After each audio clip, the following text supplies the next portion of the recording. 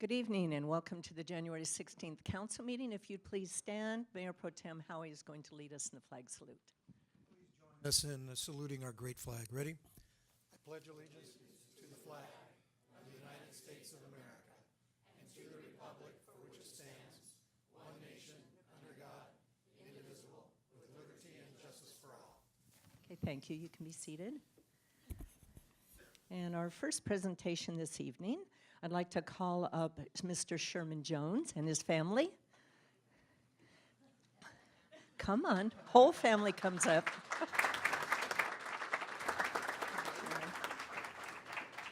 Sherman was appointed to our Planning Commission in January 2006. During his tenure, Sherman and his fellow commissioners were able to accomplish a variety of feats, including a general plan update, which was no easy task, developments of both the Preserve and College Park, and a comprehensive zoning code update. Beyond displaying his leadership skills as a commissioner, Sherman brought a technical expertise to the table as a professional planner, which unquestionably served the city well, as the commission was often required to answer to intricate problems and circumstances. The City Council and myself thank you all for what you've done for our city, and on behalf of the City Council, I would like to present you with one of our city tiles in recognition of all of your years of service to our community. And Sherman, would you please like to introduce your family? Sure. This is my wife, Quanisha, my daughter, Cora, and my other daughter, Kaylin.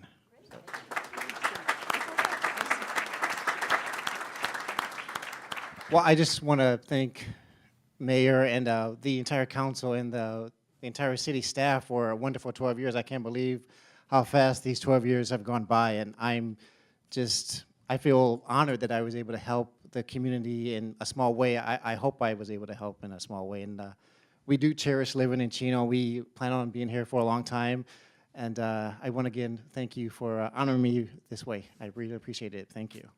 You're welcome, and thank you so much for everything you did. You were very instrumental in some of our most important plans. Thank you all. Thank you. Next is another certificate of appreciation, this time for Scott Harlan of Mission Linens. Scott, would you please come up?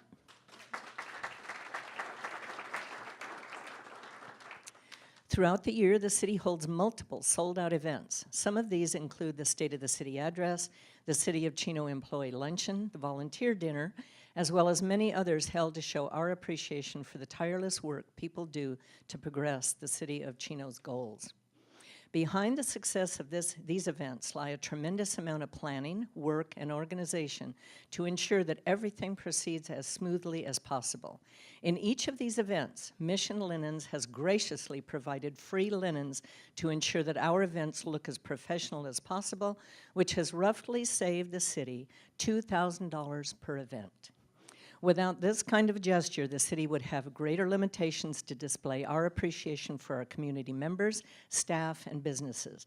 With that, I would like to present Mr. Scott Harlan of Mission Linens this certificate of appreciation and publicly state our gratitude to you and your company for all that you do, for our community. It's greatly appreciated. I don't have much to say except thank you, and I like being a part of the community. We're blessed to have you as part of our community. Thank you very much, Scott. Thank you again. Okay, next we have the Mayor's Home Beautification Award for January 2018. I would like to call up Linda Patton. Linda lives at 11785 Telephone Avenue. You can see a picture of her beautiful home on the screen.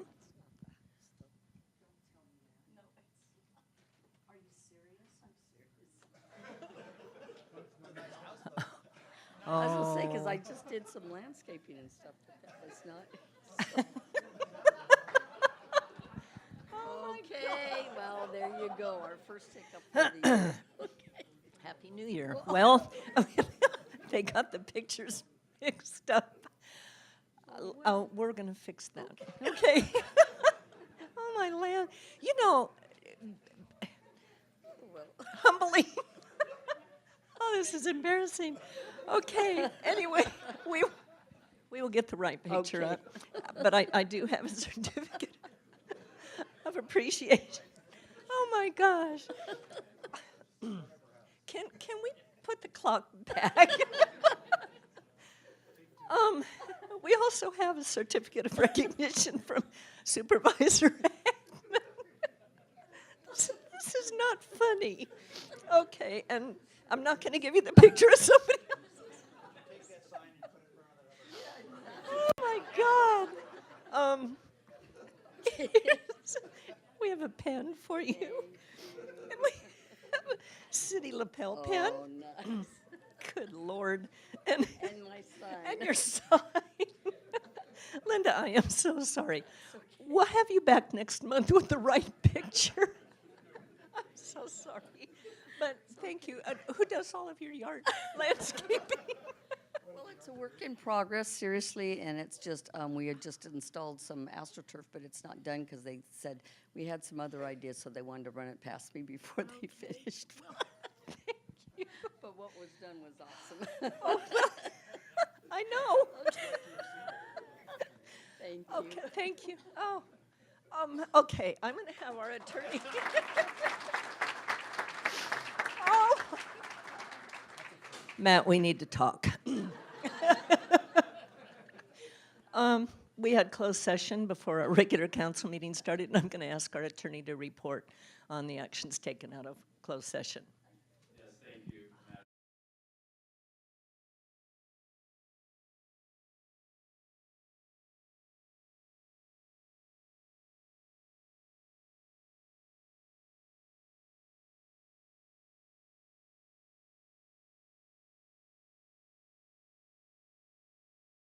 Further reportable action was taken. Item B, conference with legal counsel. One item of existing litigation under the title Chino MHC versus City of Chino. Council received an update to the status of that pending litigation, and no further reportable action was taken. Item C, the liability claim filed by claimant Matthew Jones. Council received an update, provided direction, no further reportable action was taken. Item D, conference with labor negotiators concerning all of the employee organizations listed on the agenda and previously announced. City Council received an update to those negotiations, provided direction, no further reportable action was taken. And finally, item E, public employee evaluation for the city manager. The city council held a discussion, provided direction, no further reportable action was taken. That concludes the report out of closed session, Madam Mayor. Thank you, Mr. Galante, and Mr. Valentine, you can come up from underneath your chair now. Gee, many Christmas. Okay. Next on our agenda is public communications. Our first request to speak is from Mike Spradlin, who's the pastor of Valley Christian Church. All those who would like to join us in prayer, please stand.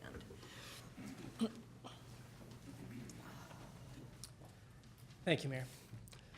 You join me in a word of prayer. Father, thank you so much for the opportunity we have to come together as a community tonight. And Lord, as we were talking earlier about the things that our city needs prayer for, and the discussion is everything. We lay everything before you because you are the best person that we can entrust our concerns and our cares to, and especially our community. Lord, I specifically, in light of just recent moments, Thank you for a spirit of laughter and fun. And yes, while we may screw things up, we thank you for your grace that is more than able to cover any shortcoming we have, especially when we look to you.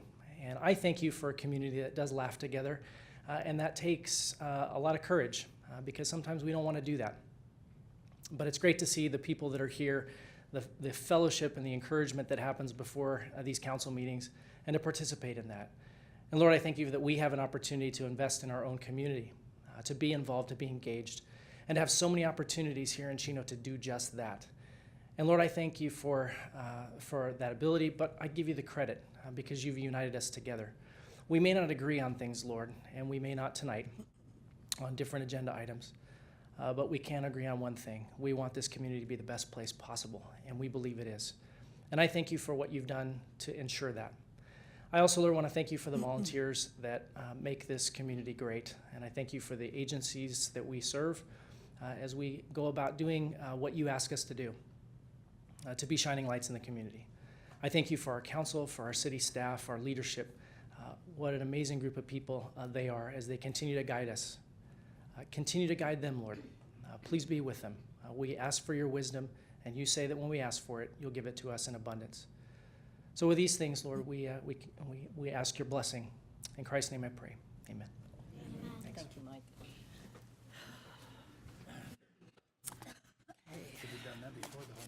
Oh, my gosh. Okay, next we have public communication, which is the time and the place for the general public to address the council about items that do not appear elsewhere. I do have some written requests to speak. First one is Mr. Jason Lee. Oh, wait, no, I'm sorry. That's on an agenda item. I'm sorry, Mr. Lee. Okay. Christy Bradley. Neighborhood Watch Meeting.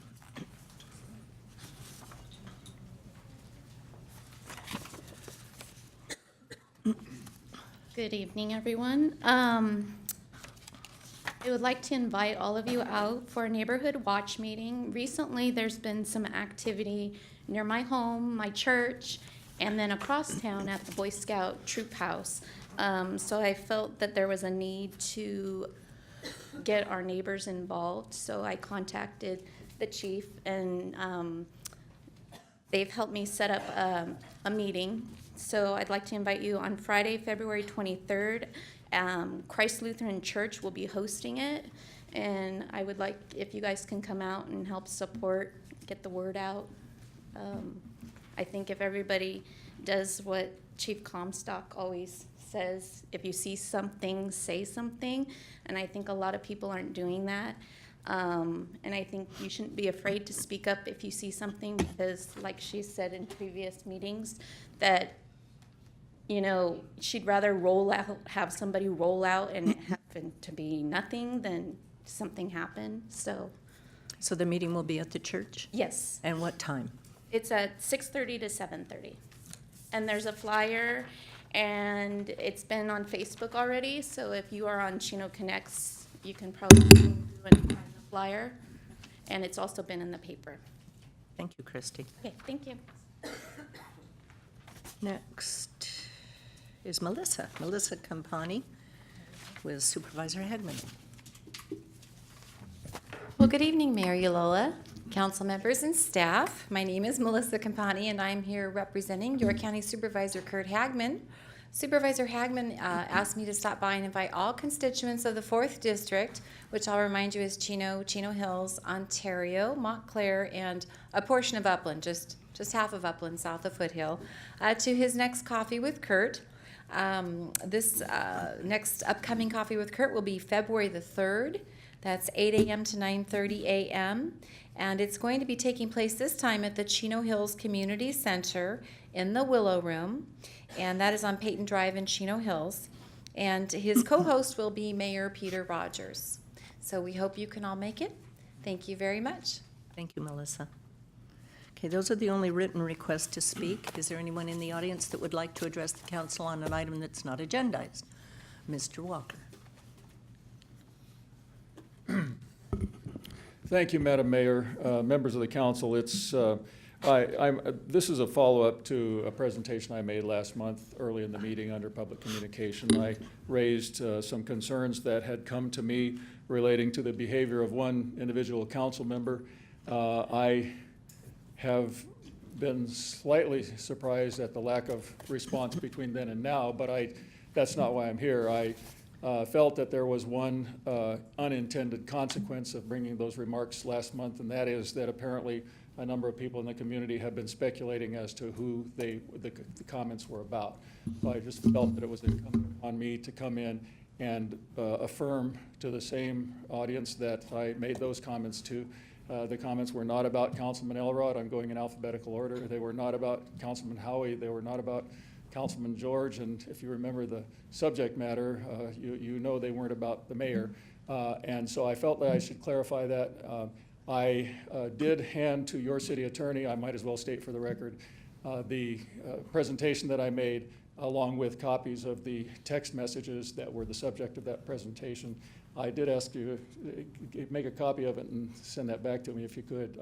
If we didn't make that connection, I do ask for that now. So would appreciate getting back a copy of what I handed to you. Will do. I wasn't aware you wanted a copy back. And I did, in that in those comments, indicate my willingness to cooperate with the city attorney in whatever activities the city may be involved with. So I think that brings it up to date and hopefully eliminates any further confusion that I may have raised on that particular subject. Thank I you. understand that during that meeting, I think we were all pretty surprised, but you made a comment that you had turned it over to the district attorney? That's correct, and I have not, I have communicated once again, I have not heard anything from the district attorney. You know, the previous speaker said, if you see something, say something, and that's what I have done. And if the city of Chino and the district attorney do not feel that the activities that have taken place are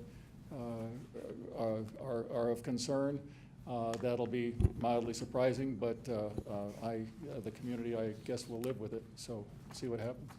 Fred, would you? Yes. If I may, Madam Mayor, members of the council, because this is being, as the speaker informed, the council is turned over to the district attorney, it would not be appropriate for the council members to respond or anybody else to respond to any of these issues. Incidentally, I just thought I'd clarify. I did not suggest that any litigation. I observed the possibility from other quarters, but I have not threatened any litigation on this, and I think that's probably a good thing to put on the record, too. Thank you. Thank you. Is there anyone else in the audience that would like to address the council on any item not on the agenda? Okay, we have a routine that we do, and tonight, I don't know whether we have any students in the audience or not. Are there any students with us this evening? Okay, we routinely call up students who are here to fulfill a requirement of their class, but tonight we don't have any, so we won't do that. Okay, next item on the calendar is the consent calendar for items 1 through 11. Do any council members wish to have an item pulled or discussed? 9. Okay, we will pull item 9 for a staff report and separate action. Any other items to be pulled? Okay, then I would entertain a motion. Okay, there's a motion from Mayor Pro Tem Howie, second from Councilman George. And the item passes unanimously. Item number 9. Mr. George, did you have a particular question? Would you like a full staff report? I think a summation for the staff report will probably be. Okay, this is dealing with an amendment to the Construction Support Services Agreement for Automated License Plate Reader Project TR 183. Our chief will give us a brief report this evening. Good evening, Mayor, members of the City Council. As you know, several months ago, the City Council approved the installation and adoption of license plate readers throughout several intersections within the city. The proposal before you this evening is for an amendment to the construction contract between Convergent and Siemens, wherein we discovered in about 3 or 4 intersections a point-to-point contact is not going to be a workable solution for us. So here and tonight, what we're asking you to do is amend the contract for a contingency contract from Convergent for the amount listed in the report and assign it to Siemens, wherein this point-to-point communication is not going to suffice for the installation of some of these license plate readers, some of the hardware that we need. And Convergent recognizes that it was their error in the scope of work, so they're going to be buying all the materials in order to do this, and simply the transfer, the contract from Convergent to Siemens is to cover the cost on the contract for these additional installations. So I'm happy to answer any questions you may have, and I think in summation, that is the explanation for this proposal before you this evening. Okay, thanks, Chief. And I don't want anybody to think that I'm against the readers, 'cause I think this is a phenomenal idea.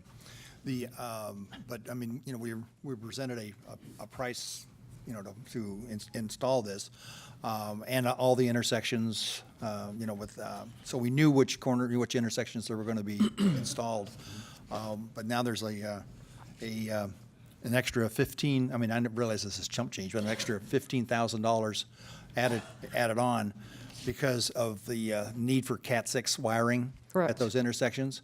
Was there a reason why we didn't know that there was Cat 6 or even Cat 5 wiring that would be able to, you know, to carry this? And now we have to pay extra for, you know, to add the Cat 6 wiring. Is there a reason why that wasn't in the first part? Yes, again, we thought that initially we were going to be able to do a point-to-point, almost like a relay on that matter. In fact, I have the project manager here tonight before I get, you know, some of it is a little bit more technical than the project manager than perhaps I can properly explain. But in summation, we're having to pull that, some of that fiber, and the industry standard for those intersections is actually the CAD 6, you know, not versus the CAD 5. With the intent of moving forward for forward integration for the installation of that material. And Manager Corbin is here. Would you like to step up, Chris, and maybe add a couple comments for us?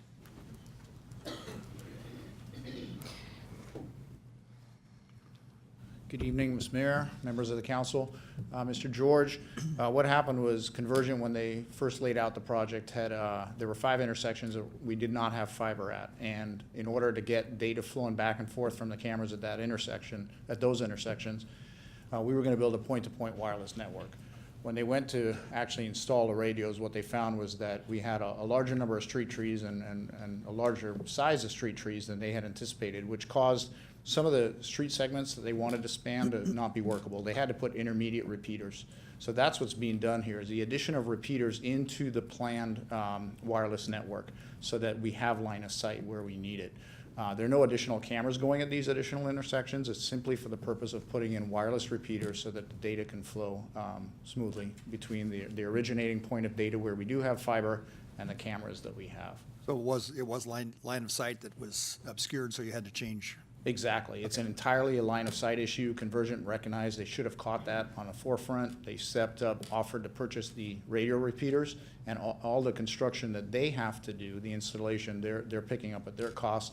However, our other contractor, Siemens, we still need for them to pull those cables. They're the ones providing that service.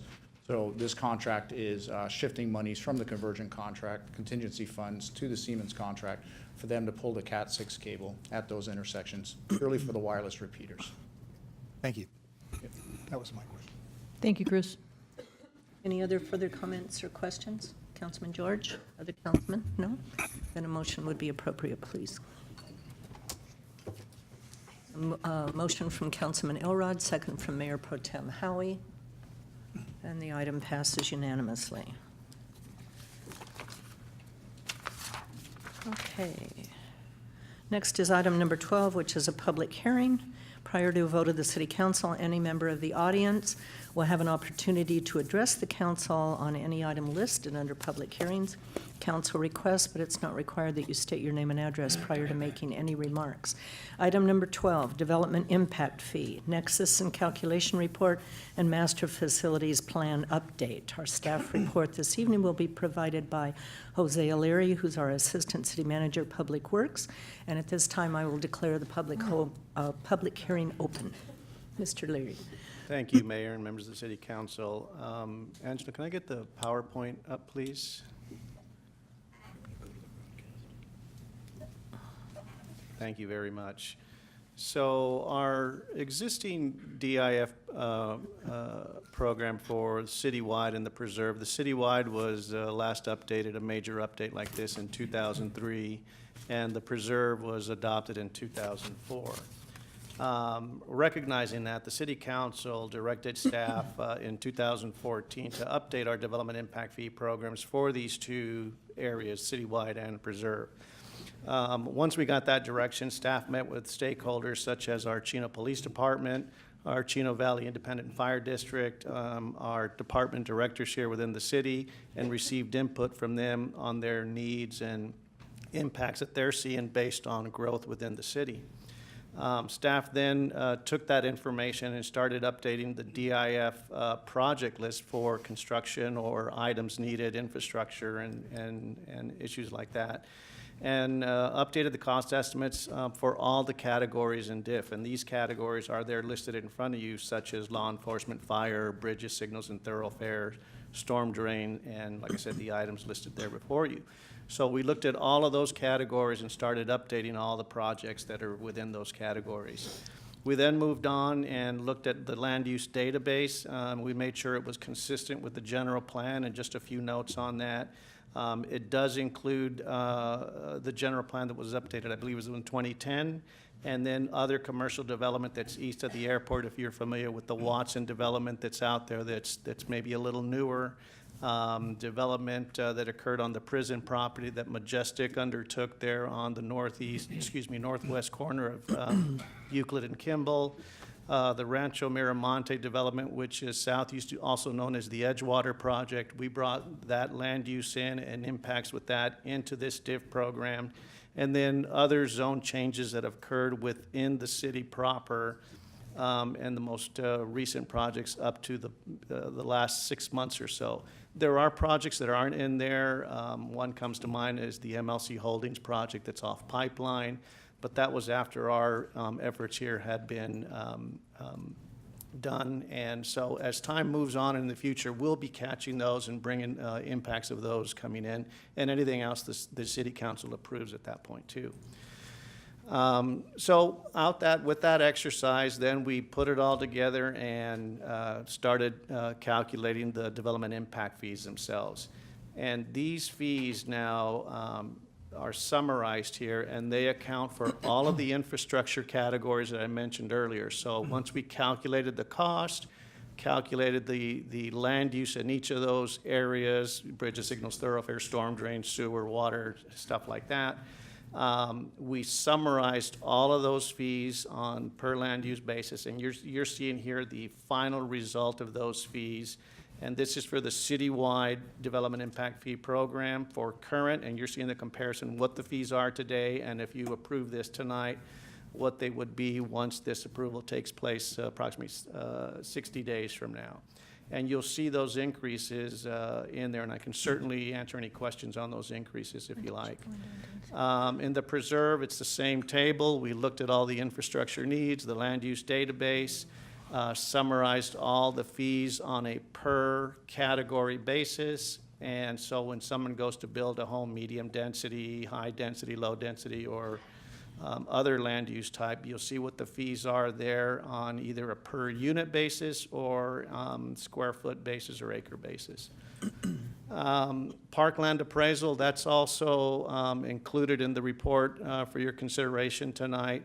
What we did on that, on Parkland, we adjusted the annual appraisal. We look at that each and every year. This one accounts for a 2-year period of adjustment for land use on that. Construction cost index also were increased per the McGraw-Hill Construction Cost Index. And then the park fees now have been adjusted to reflect these updated costs, land use cost and construction cost, and calculated. And they're part of the resolution for your consideration tonight as well. As far as notifications, committees that we met with, one of the first ones was the Infrastructure Committee. And we reviewed all of the projects, the land use, and the fees for the programs with the Infrastructure Committee. The committee had expressed concerns over Pine Avenue and the cost that's included in this program. And And the difficulty was, we have to deal with the U.S. Army Corps of Engineers for the project that's known as the Pine Avenue Connector. They're now looking at the project and potentially considering adding some additional requirements on there that significantly change the cost estimate that we've been working on for years for that project. And we right now don't know where that's going to land. The Infrastructure Committee looked at it and said, well, not only are you not fully funding the impacts or the cost for the construction of the Pine Avenue Connector in this program that's presented for you today, you know, you need to make sure you collect those funds. But because of those unknowns, just a portion of it is in the program right now. And as we get more information from the Corps of Engineers, we will then come back to City Council or the Infrastructure Committee and then make sure we get clear direction from you on how to address what they're going to require us to do. So I just wanted to make sure I highlighted that because that was an issue that came up. Other than that, the committee was in support of the DIF program with staff's understanding, and they were comforted with the fact that for the entire program, it is collecting the fees necessary to construct the infrastructure to address growth within the city of Chino in both of these areas. We also met with developers and builders. Several developers and builders in Chino were provided the update that's given to you. There was a first iteration of it, and then based on input that we received from them, there were adjustments made to it. We've addressed those, and now they're incorporated into this update before you tonight. We also received concerns and questions, I should say more questions, from the Building Industry Association. And what happened there was this item was scheduled for December 19th of 2017, and the council, responding to their request, chose to continue the item to allow staff to work with developers, and in this case also the BIA, to address their questions and concerns. This allowed the BIA time to provide us comments. On December 28th, staff received those comments. And again, we received another letter just this evening at 5:10 p.m. from the BIA with some additional remaining comments that weren't fully vetted, and we still have work to do on them.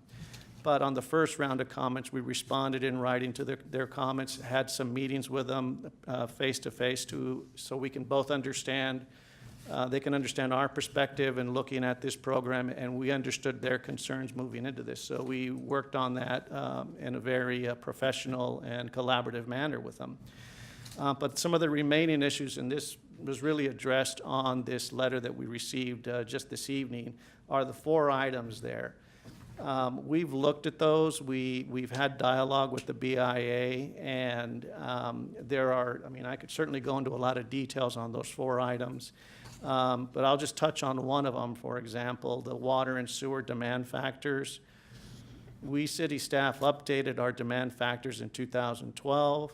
There have been updates to the building code, a couple of updates since that time, and staff looked at it as the impacts that these new building codes have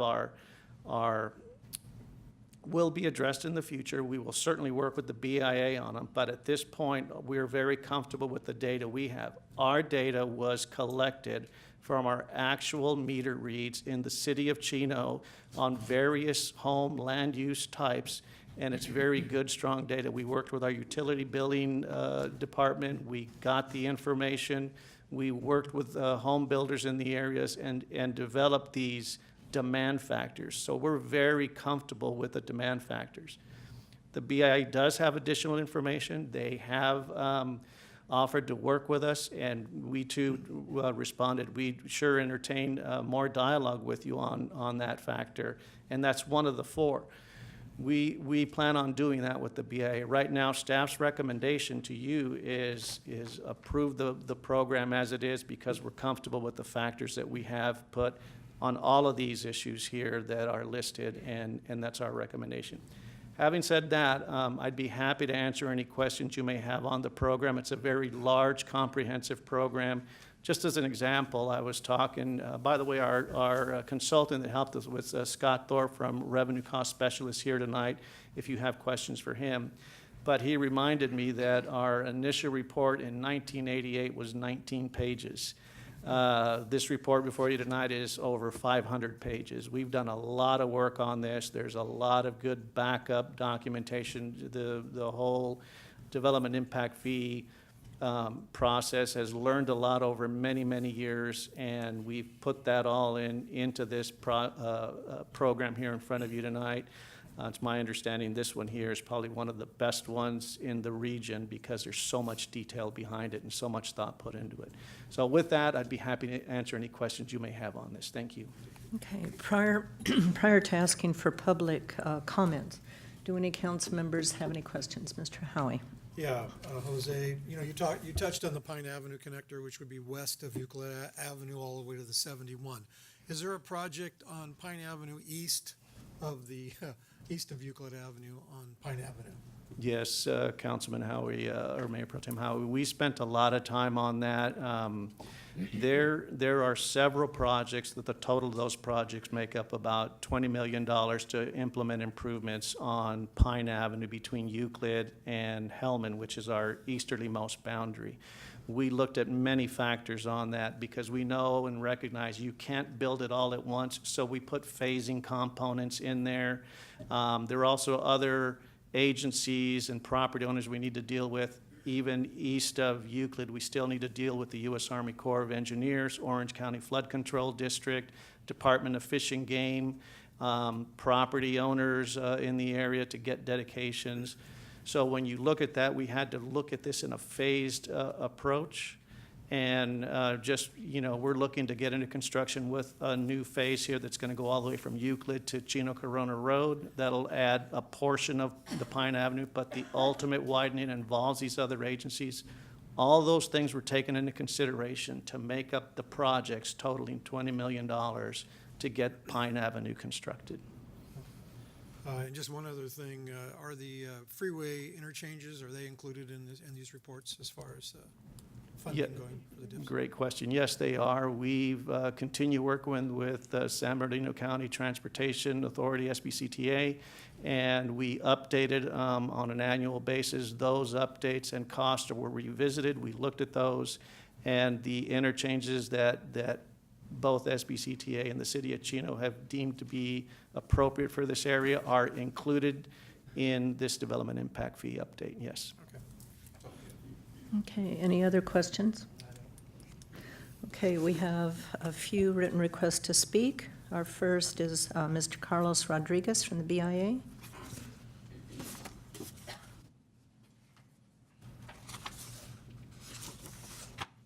New Year, Madam Mayor, and fellow members of the City Council. My name is Carlos Rodriguez. I serve as the Chief Executive Officer for the Building Industry Association, Southern California's Baldy chapter. I'm entering my 14th year at the BIA, and I have to say that over that time, our industry and the BIA have enjoyed a very collaborative relationship with the City of Chino, and we want to thank you for that history. And I also want to take a moment as I enter into some brief remarks to thank not only City Manager Ballantyne, Mr. O'Leary, and also Sylvia Ramos for our collaboration and discussions that we've had. Thanks to the council for allowing us to have some more time on the continuance. And really, at the end of the day, when you have to look through 500 pages and review the details in the study, it's a complex set of issues. We understand that there's a need for infrastructure to keep pace with costs, and so we're committed to world-class communities in the great city of Chino. I think really what we're looking for as we move forward is to continue the dialogue and continue the collaborative discussions as outlined by Mr. O'Leary. And what I want to do is just take a moment to highlight a few areas that we would like to continue to, we understand that the council is poised to adopt this much needed update. We appreciate, particularly in the areas of the preserve, how adjustments have been made, and we thank you for that. And really, our remarks are centered on the citywide portion of the development impact fee. So with that, I'll just highlight a few items. First of all, I know, Madam Mayor, you're more versed than most on water efficiency particularly new housing. We really like to do what we can to educate the community about new homes being upwards of 50% more water efficient than existing housing stock. And so, as Mr. O'Leary alluded to, there is empirical data that's utilized in the study. It's from 2012. So I think that's really an area that we would like to work with the city staff moving forward on, really trying to recognize that new housing stock in California is the most water efficient in the nation. And so when you look at 450 gallons per day as an average in the 2012 data, we want to make sure that the updates in water efficiency, particularly in landscaping, and again, in your former role at the Water Conservation District, you know, and I know the council is aware of how much strides that have been made on the outside of the homes and the water efficiency there. And so we believe, with that in mind, based on some of our data, that the number should be closer to around 200 gallons a day, and we'd like to work with city staff moving forward to find a middle ground to make that update from what was done in 2012 to bring things up into real time here in 2018.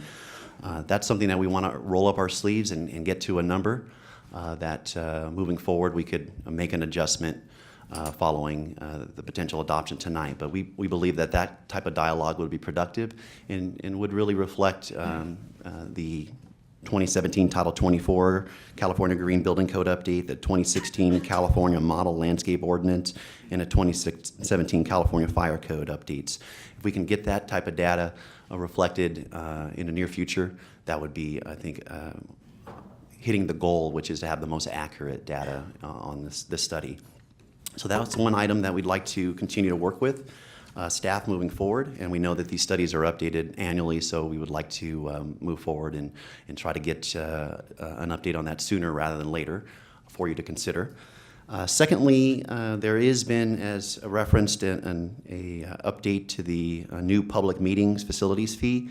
That's an 83% increase and again, it's been since 2003 that there's been an update, so of course we anticipate some pronounced increases, but I think really what we would like to get some clarification following tonight's meeting in our collaborative discussions with staff is really trying to reconcile the capital improvement plan of $62.6 million in anticipated facilities, community facilities that were outlined during our discussions, and just try to reconcile what we would look at as a potential funding surplus that could occur through the level of service method that's being implemented. And we believe that would be roughly $68 million collected through build out. So just trying to get some clarification there. Again, I think those are things that could be done after today's hearing and really a relatively short amount of time and having some discussions with staff, and wouldn't preclude the council from moving forward tonight. And then I'll leave the remaining comments for my colleague, because I'm probably out of time long ago, so thanks for your grace on that. And we just wanted to really, at the end of the day, see the similar type of approach that was taken at the preserve relative to distinctions in density, in particular projects that are 6 to 8 units per acre no longer would really have a distinction under the current proposal from projects that are 1 to 2 units per acre. That would be the case today under the way you currently calculate fees. That approach recognizes different densities, and that's the best recommended practice for the BIA. We like to go to other cities and commend Chino and highlight Chino and the way Chino looks at development impact fees under the current density approach. That's staying in place at the preserve, but is going away on the citywide. So really, I think moving forward, if that's something we could reconsider when we're here next year, I think that would go a long way of not having an unintentional consequence as some projects are more imminent on the citywide outside of the preserve. There could be increases due to the elimination of that distinction of upwards to $10,000 per unit.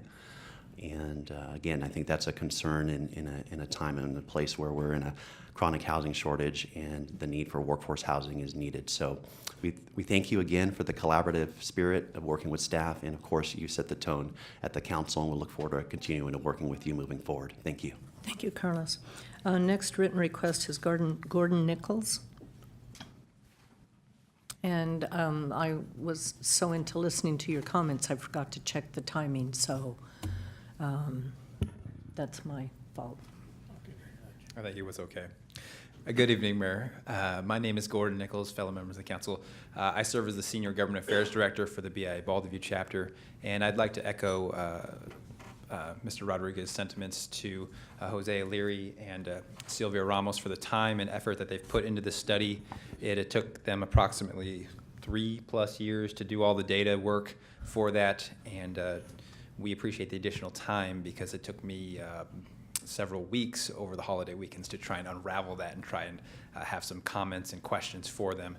And we have had a lot of discussion over the last few weeks, and unfortunately we did run out of time coming into this meeting. We don't want to delay the adoption of this DIF any more than it needs to be, but as Mr. Rodriguez said, we think that there's still more work to be done, and there's still some finer points and some finer details to be discussed. Once again, water and sewer were one of our concerns, and also community centers, and the approach that was taken to those fee calculations, especially in community centers, is something of concern to us. The final item that we wanted to discuss today was the development fee categories, and I'll just read verbatim from the letter here. Best recommended practice that BIA advocates for is that the development impact fee categories closely mirror land use categories. This practice is currently in place in Chino. This also eliminates confusion, it provides clarity in the pre-development stage, and is more equitable, we believe. We view the city of Chino as an example of this best recommended practice and recommend that they keep some semblance of this DIF category. Essentially, right now you have 4 different categories for the citywide, for low density, medium density, high density, and R30 density, and then you have 5 categories for the development in the preserve. Now, the preserve is going to be moving to 6 different categories: low density, medium density, detached, medium density attached, attached R16, attached R30. But for the citywide, we're going down to 2 categories only, to attached and detached. And what this does is causes a little bit of confusion among the pre-development, and it leaves some folks, some developments potentially on the hook for additional fees.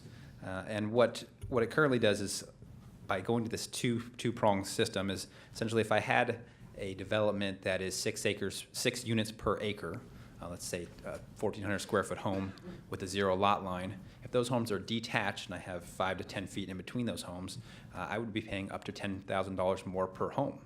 If I had 3 condominiums or duplexes, you would be paying about $7,000 less. So that's a real concern for us, because those 2 different types of developments have the exact same density, provide the exact same development impacts on the community, but one is going to be paying significantly more than the other. So going to the simplified detached and attached approach for the citywide, for us, feels like there's a hole there, and there's something that needs to be considered. Now, there's not a lot of development in the medium density category. We recognize that, but there is some, and there's potentially some in the future.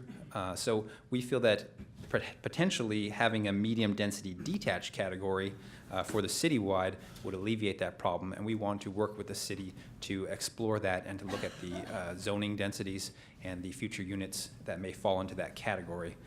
Once again, we feel that the study is very comprehensive, over 500 pages. We reviewed almost all of it. I would like to say reviewed all of it, Jose, but we didn't have that much time.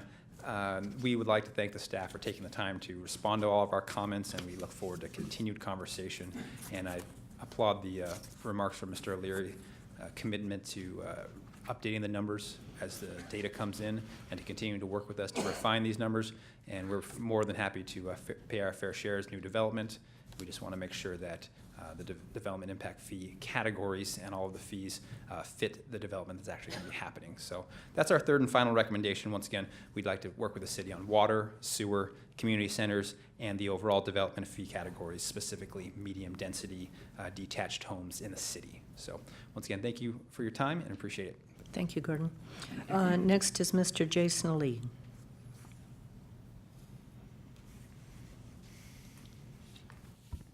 Good evening, Madam Mayor, fellow members, council members. My name is Jason Lee. I'm the representative for the Fallencrest property, which is the dairy and the preserve on Pine Avenue. I really just wanted to come up here and thank staff specifically for including us in the discussions on the diff. They've been instrumental in sharing documentation that helped us understand what's impacting our property, future development on our property, and just wanted to lend our support to what we've seen in the diff program and the preserve. Thank you. Thank you very much. And the last written request to speak is Mr. Pat Goy. He's only got 2 minutes, right? Pat has 2 minutes? Sorry, Pat. Good Earl evening, only Madam Mayor, wants to members hear of the 2 minutes. council. I'm Pat Loy with Lewis Community Developers. Again, I'd like to echo the thoughts of the others. We appreciate the city asking for our input and sitting down over many hours to answer questions, take input on the construction side because we're building a lot of improvements.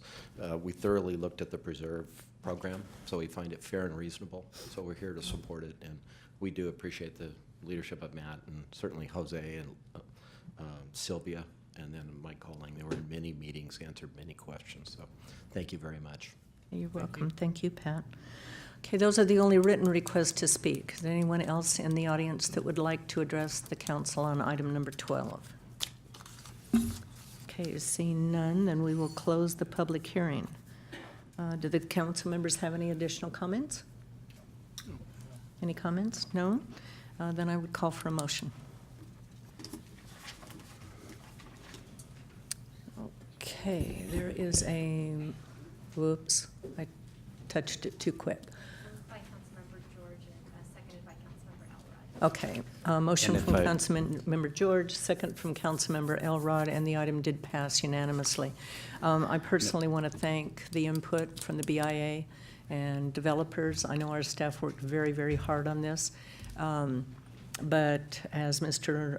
O'Leary said, there will be continuing work, and so thank you very much for your cooperation. Thank you, Sylvia, and everybody that worked on this. Jose? Yes? Yes, Madam Mayor, if I may read the title of the ordinance. Yes. Thank you. This is ordinance number 2017-015, an ordinance of the City Council of the City of Chino, California, amending various sections of Chapter 3.40, Development Impact Fees, and Chapter 3.45, the Preserve Development Impact Fees, incorporating the 2017 DIF Nexus and Calculation Report and Master Facilities Plan. Reading by title only and waiving further reading. Thank you. And I apologize, I went out of order again. Break the rules all the time. We do have a lot of challenges before us, and they're very, very expensive. And as what we all experienced in the last severe weather storm last year, we had some flooding in our community because we don't have all of the streets improved, and it is going to take time to collect that money and make the improvements that we all so desperately want. So this council took a position, not this particular council, but council members took a particular position many years ago that new development would pay its own way, that our current residents would not be fined or charged for new development, that the burden would fall on the new people coming in, and that's what we've had to do. Not comfortable, but there definitely is a cost to development and improvement, and just happens to be a fact of life. And I'm thankful that we have staff and council that are supportive of looking at things in a realistic manner instead of trying to, the old saying, rob Peter to pay Paul and somehow make it work so that everybody's happy. I guess when you're in a position of leadership, somebody's always going to be upset with you. So we're trying to do our best. So thank you very much for your input. Okay, next item on the agenda is new business, number 13, sewer lift station fee in the preserve. And our staff report this evening will be provided by Mr. Rob Burns, our Director of Finance. Good evening, Mayor and members of the City Council. The city's current sewer master plan requires that a sewer lift station be constructed in the preserve. The lift station will collect and convey flows that are gravity fed to the southern portion of the preserve up to the IEUA Kimball Interceptor, ultimately delivering those flows to IEUA's RP5 treatment center. The operation, maintenance, and replacement costs are to be paid for by the properties within the preserve. So this is for the preserve only, and the residents and the commercial industrial buildings in the preserve. Construction of the facility is currently underway and is scheduled for completion in June of this year. In preparation for that, staff hired Raftelis Financial Consultants to perform a rate analysis.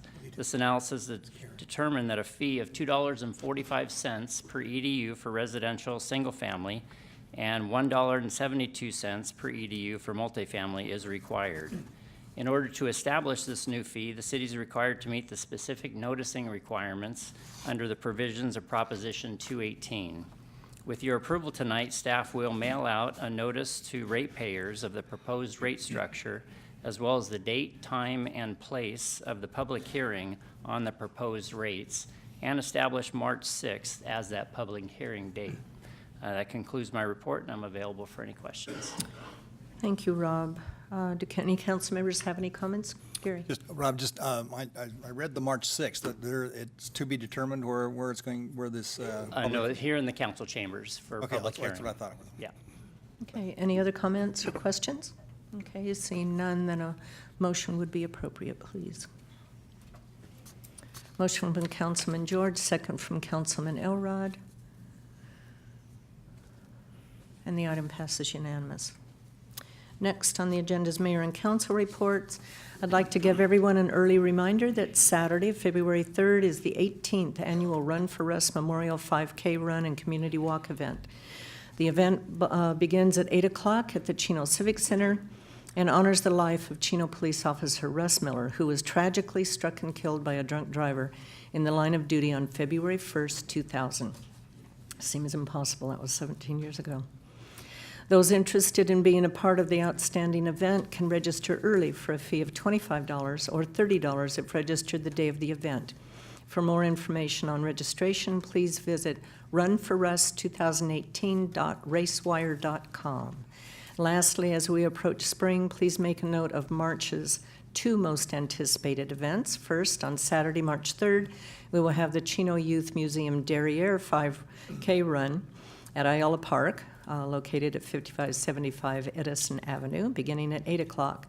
For more information, please call the Chino Youth Museum at 909-334-3270. And second, on Saturday, March 10th, we have our Cultural Palooza event right here at Chino City Hall on the lawn at 10 o'clock in the morning to 3 o'clock in the afternoon. For more information, please call Chino Community Services Department at 909-334-3258. And for the last break period that we had, which was nice, let's see, on January 4th, I attended the San Bernardino County Transportation Authority Board of Directors. On the 5th, we did, Councilman Rodriguez was there as well. We did the Senior Center's birthday celebrations. And then on the 10th, I attended the Omnitrans Board of Directors meeting. On the 11th, the Watermaster Appropriative Pool. And then this morning, Mayor Pro Tem Howie and I met with Peter Kavunas, who's the general manager of Watermaster, to just get a general update on the status of some issues there. Okay, next, Mayor Pro Tem Howie. Thank you, Mayor. Well, Happy New Year to everybody. We had a little bit of a break, which was kind of nice.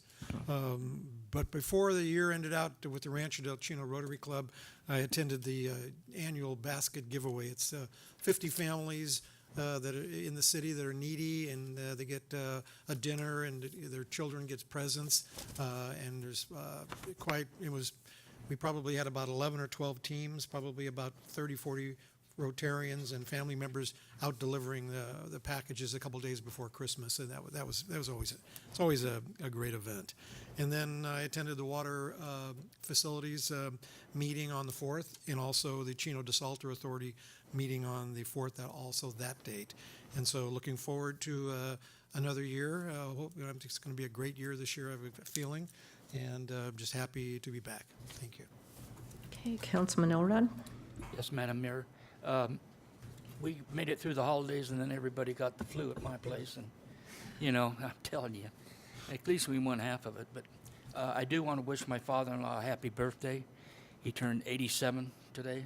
Oh. Dean Conley, and I know he watches this, so he's Happy keeping up the birthday, good Dean. job. Yeah, happy birthday, Big Dean, Grandpa Dean. Thank you. Councilmember George. Thank you. Let's see, Happy New Year to everybody. It seems weird saying Happy New Year in the middle of the year, but I mean, middle of January, but we haven't been here, so Happy New Year. On the 20th, I attended the Chino Neighborhood House Christmas Party. Great job, Kevin. It's an outstanding event. Bring families in for breakfast and toys and to meet Santa, and it was just, a lot of fun. On the 23rd, as a fellow Rotarian, I helped deliver some of the baskets with the Rancho del Chino Rotary, and that's a great job. The president must be a good person this year. Yeah. And then on the 3rd, I took the ethics seminar test, passed, so I'm ethical now. So for what, a couple of years at least or something, right, Angela? And then on the 15th, last night, the Planning Commission meeting, the first one of this year, and saw some of the new planning commissioners. And I see Mark Heighton. Great job. You guys look very comfortable and good job. And I think it's going to be a great group. And that's all I have. Okay, Councilman Rodriguez. Okay, thank you for this opportunity to report. On December 20th, I also attended the neighborhood house. I must have just missed Councilman George. I was there for about 10:30 to 2:30. Great food and so many gifts. I've never seen so many bikes and happy faces for all the families and so forth. It was very good. Later during the week, I was informed that there was a family on 10th Street that were unable to attend the neighborhood house celebration, Christmas gift away. So I went to their home and I presented some gifts and also took photos with them and so forth. It was very nice. It brought me back memories because I grew up on 9th Street, so I know that neighborhood very well. And there was, in the family, there are approximately eight children that are being watched over by a sister. So it was very, very moving for me and very close to Christmas and so forth. January 5th, I had not been informed that the senior citizen birthday party had been canceled, but I took that opportunity to greet the seniors, to listen to them, and to learn a lot more about them. So I spent about an hour and a half. So on January 8th, it was very rewarding to just sit there and talk to them and have a piece of cake and some coffee.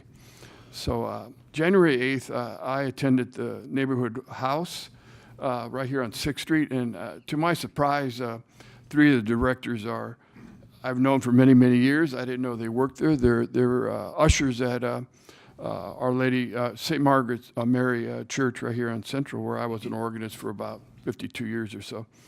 And I listened and I learned a lot more of how the program works. And I was happily surprised that it follows really the boundaries of the Chino Valley Unified School District. And you all know that I'm also the liaison for the city of Chino for Chino Valley Unified. Listening to what they do and how they contribute to the neighborhoods and to the people that are displaced and are really in need really opened my eyes up. So I've said to myself that I will get more involved with Dr. Reich, Tracy, and Mr. Cisneros, and start attending those neighborhood house meetings so that I can better support and understand the needs of the community. So as a long life resident, I think I'm obligated and for myself to grow, to be able to contribute back to the community. So I'll be doing that more often, attending those meetings. Now, on January 12th, we actually attended the actual senior citizen birthday party. And it's always a delight to be able to see the happy faces of the seniors and to wish them another year, new year. And it's just really grateful to be able to see how happy they are and be able to keep moving forward in everything that they do.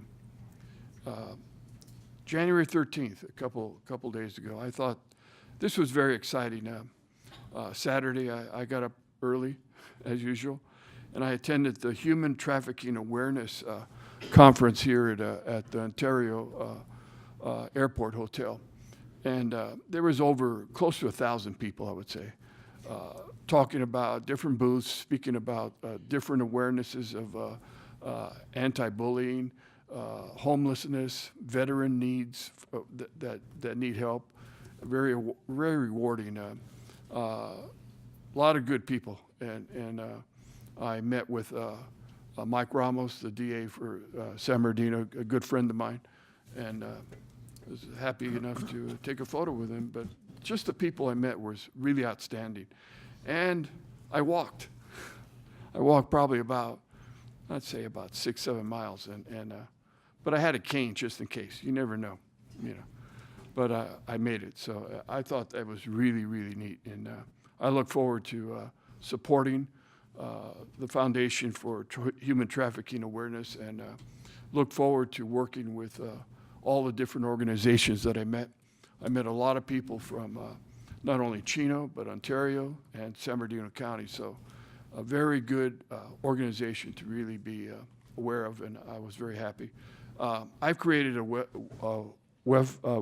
Facebook page, so I do have some of that information of what I've done with the human awareness, trafficking awareness, and other events that I've attended. So I welcome all of you to take a look at that, and just look for Councilman Dr. Paul A. Rodriguez, and you'll find a lot of the things that I've been doing with the community. That concludes my report for today. Okay. City Manager Ballantyne.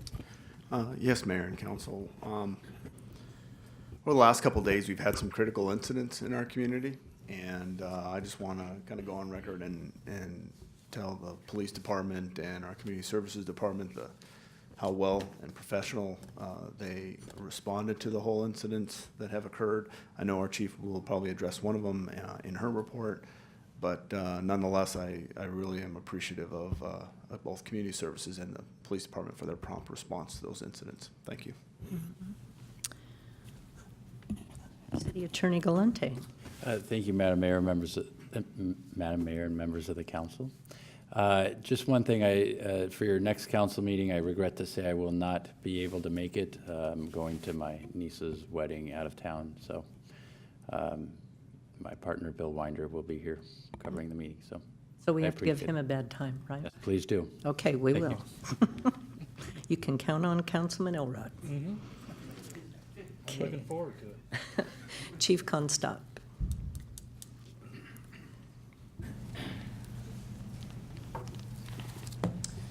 Good evening, Mayor, members of the council. We had a busy weekend this weekend in the city of Chino. I'm pleased to report tonight, though, that a 33-year-old Michael Garrett, who is an inmate of the California Institution for Men, who is serving a 4-year, 8-month sentence for grand theft auto, burglary, and felony evading charges, is now back in custody after escaping from the California Institution for Men on Sunday night at approximately 9:30 or 9:45 in the evening. We first received the call about 9:48 from the California Institute for Men advising that they had a stage 1 problem with the prison, which in their terms requires them to perform a count. And during this count, they discovered that they had an inmate that had gone missing during this process.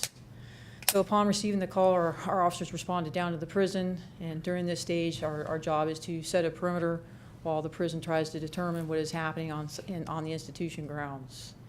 As the investigation unfolded, what we discovered was that this inmate was having a problem in the institution that night, and it was reported that he was maybe even a mental health collapse. And during the course of the evening, he decided to leave his dorm area and go over to an area where he was able to secure some equipment to help him attempt to breach a northern fence line. He used this equipment to protect himself from some Constantine wire and other things. We do believe at this point he was going to try to leave the institution via the northwest wall or in that direction. At one point, while we're having the perimeter secured, we do get a notification. Obviously, once the fence of the perimeter has been discovered as breached, the institution then upped the alert to what they call a level 2 escape within the institution. Now, a level 2 escape is essentially that they have located a breach on the perimeter of the institution, but that doesn't necessarily constitute that they believe the inmate has actually left their domain or their scope of influence there, because, you know, we have the fire property, and that prison is almost 4 square miles, and it covers a large area. We do believe oftentimes if we can set that perimeter quickly, we can keep that inmate contained within that larger perimeter as far as inner fences and other things. That being said, we had a large contingency of personnel down there. At one point, I believe we had approximately 12 police officers on duty at the time, and we called in additional 15 support personnel to assist with securing the perimeter and start conducting checks. At about 11:50 or 56 p.m., we were able to establish we had enough information to wanted to push some more additional information to the community. So we did post a Facebook notice about this inmate and the security breach at the prison. Our investigation went on for several more hours, and the complexity of the prison, as you know, because it's the 3rd oldest prison in the state of California, it's a very difficult institution because of how it's laid out to search. So during this whole time, we also brought in some bloodhounds to assist with the search, a helicopter because of the large terrain of the prison, and different tools to help us to see if we can immediately find the direction that this inmate is going. At one point, I contacted the warden and asked them about where they were with their search inside of the prison, and he explained to me that they were approximately 70% sure that he had escaped from the prison. And I said, okay, you know, I'm in agreement with that. We're going to move forward with the stage 3 alert, which is what we call a confirmed escape from the prison. And at that time is when you'll hear an alarm sound within the community, and that alarm sounded at approximately, I say 1:52 a.m. So during this time, after the alarm sounded, we hadn't given up hope that we still had that inmate contained within that perimeter. And approximately an hour and 10 minutes later, an hour and 20 minutes later, we get a phone call from NFI Industries down off of Kimball, you know, close to Euclid. There is a large industrial complex there, that we've had a stolen car, and with a white male subject who was very dirty and very suspicious, who had just stolen a security agent's car from that facility. Fortunately for us, when the suspect stole the car, he passed right past one of our police units that was on the perimeter. We immediately ensued a pursuit of the vehicle, and we were able to confirm quite quickly that we believed that this was our escaped inmate. We pursued the suspect and the vehicle into the city of Chino Hills. It was quite a rapidly evolving pursuit because of the speeds involved in the pursuit. Into the city of Chino Hills with the assistance of the sheriff's deputies. And unfortunately for us, the suspect, you know, I think through some just, you know, and luck on his behalf, was able to get into a dead-end area near Chino Hills State Park, where he rammed his vehicle through a gate and was able to somehow double back and get behind the pursuing units and essentially elude them during that time period there. He had to drive through, it's my understanding, 2 gates in this process. We tried to get back fresh into the pursuit, but by that time, he was able to get, you know, quite a ways away from us in this vehicle, which was surprising me. He could go through 2 gates and elude our police officers, including the deputies. The next thing, through our investigative measures, we were getting some information that the suspect has potentially been seen in the city of Yorba Linda. We quickly notified authorities in Yorba Linda with the assistance of the CHP, the Anaheim Police Department, and the Orange County Sheriff's Office. We got air support back in that area to help us. And lo and behold, probably because this is what this gentleman does for a living, obviously grand theft auto and felony evading, he doubles back, and next thing we know, we believe he may be in the area, you know, heading back east on the 91, you know, doing different things. There were some complications with just different technologies that we were trying to get onto the scene. Because the phone that we're actually using to help us did not belong to the suspect and other things. At one point, when we were able to confirm that we knew that the suspect wasn't in the area, and this is over a period of several hours now, coming in the morning hour, we assisted the California Institution for MIM as far as we thought we could, and we relinquished the investigation to their special investigation units. And we actually broke down our command post at the prison once we were confident that we had pursued the suspect out of the immediate area. We assisted the CIM for a few more hours and then relinquished the investigation to them. So what I'm pleased to report is the response of our police officers, I do believe, in the containment of that perimeter did contain that gentleman, that inmate in that institution did his job for quite a period of time. I do believe when he got desperate that daylight was coming and that we weren't going away.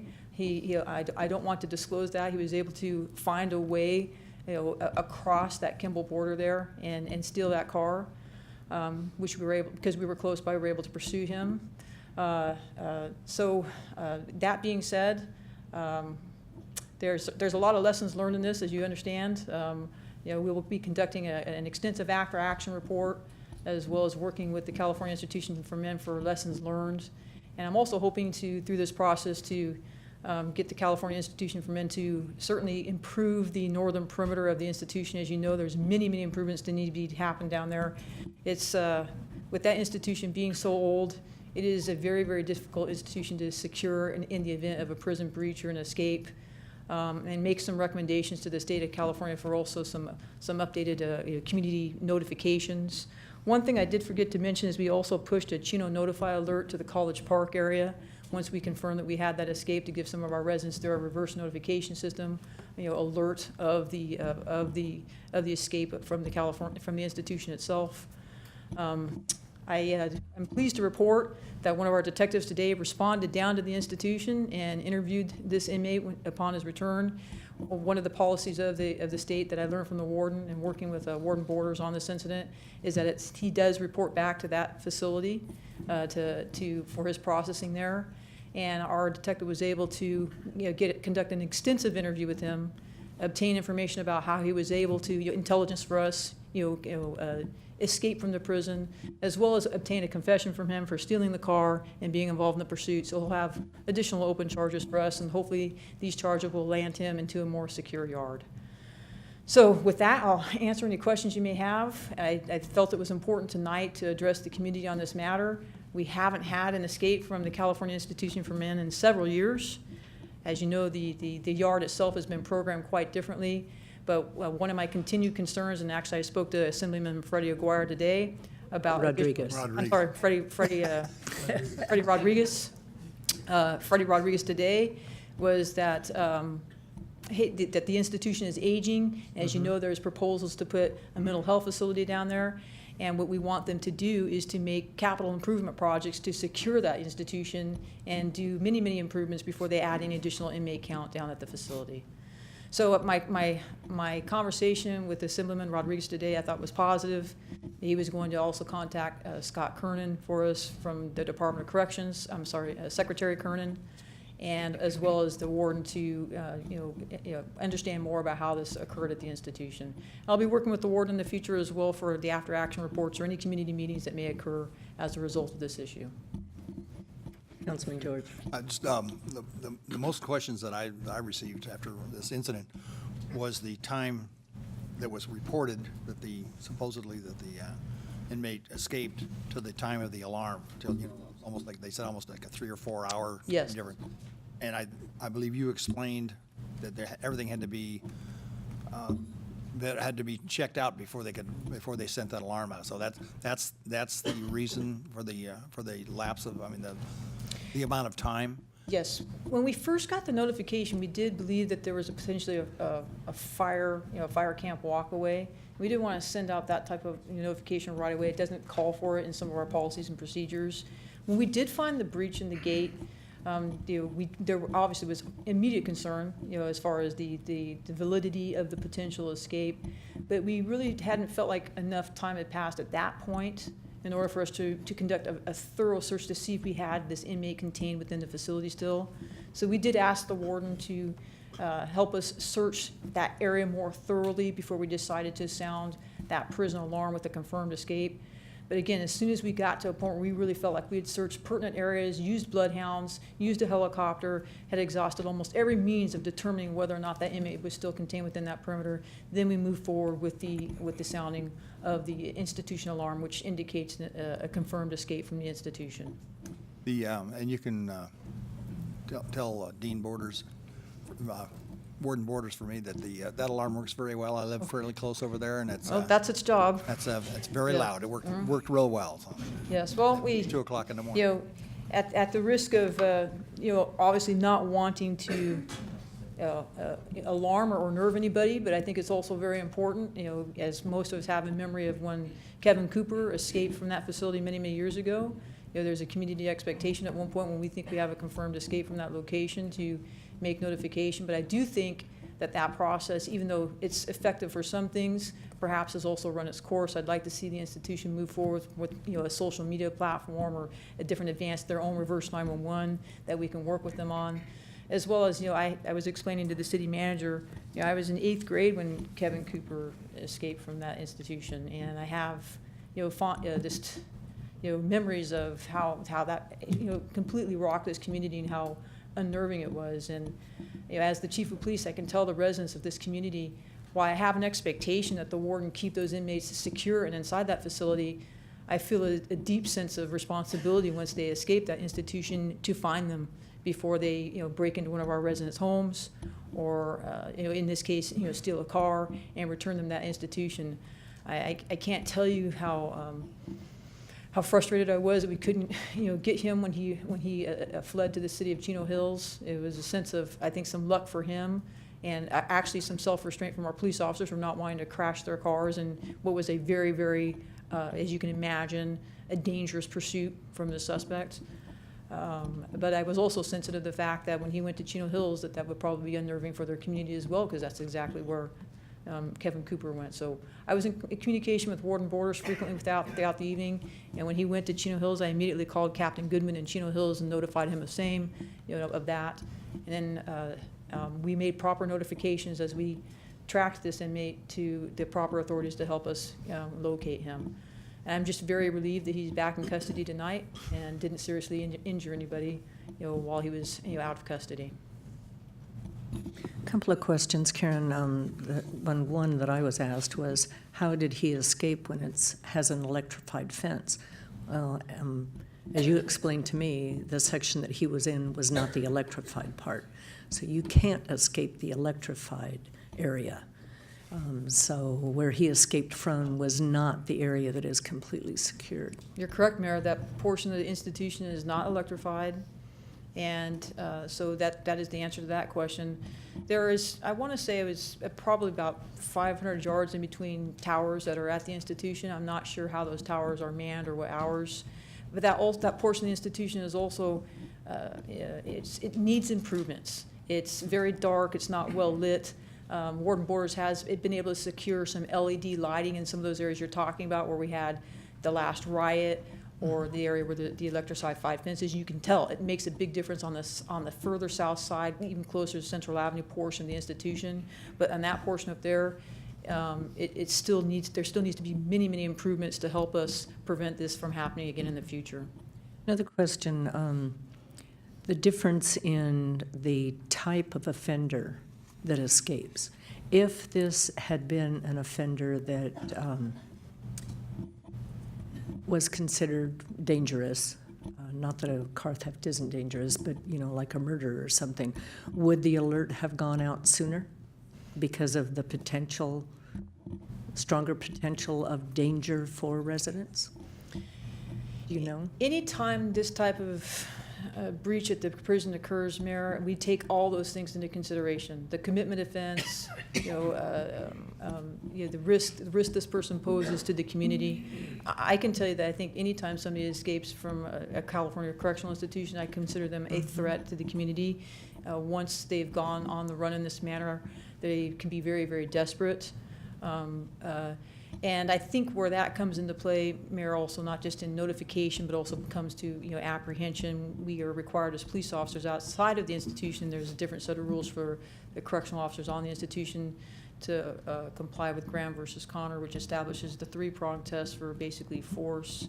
That is the imminent risk that the fleeing felon proposes to the community, whether or not he was actively resisting, and what type, whether or not they were, what type of flight risk that they're providing. So imminent threat, flight, and what type of force that we should use when apprehending that suspect. Okay. Another point that I think would be interesting for the public to understand is that all the effort that the Chino PD puts in and other agencies because of an escape is not paid for by the state of California. No, it's not. So we're not reimbursed for all of that time and expense and everything. That's on our shoulders. And the state of California does not reimburse us for that. Mm-hmm. So you're correct, Mayor. There's, as you can imagine, for several hours, we had many resources out there, our detectives, some of our special investigators, again, resources at one point from Chino Hills, other agencies, and you're correct, those are all paid for out of the city budget. Okay. Well, Karen, thank you for the report. Any other comments or questions from council members? Okay, thank you very much, Karen. Thank you. And who is here for the fire department this evening? Yes, Scott. Happy New Year to everybody, and no report tonight. Come to, you don't get away with standing there and saying Happy New Year's. You have to come up here. Come on. So I will share with you, Chief Shockford is on vacation in Hawaii, and he did send us a shot on his phone of, he did get the missile warning. And he was out, and he shared with us he was out ziplining, and they told him to drive into the canyon. So, He was but ziplining. he did share with us that if this was the place, that it was to be the end of his life, that would be the best place possible. Oh, my goodness. Thank you for your report this evening. Thank you. Have a good evening. Yeah. Okay, with that, we will adjourn to our next regular meeting, which will be held on Tuesday, February 6th at 7 o'clock. Unless we need closed session, then it will be at 6 o'clock or at 7 o'clock.